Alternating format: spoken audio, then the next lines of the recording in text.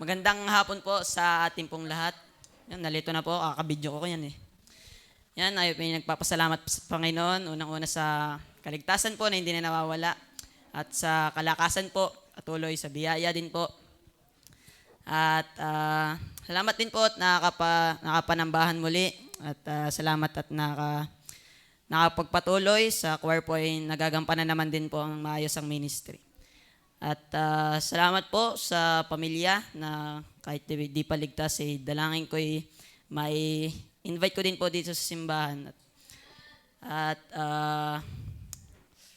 yun lang po, maraming salamat.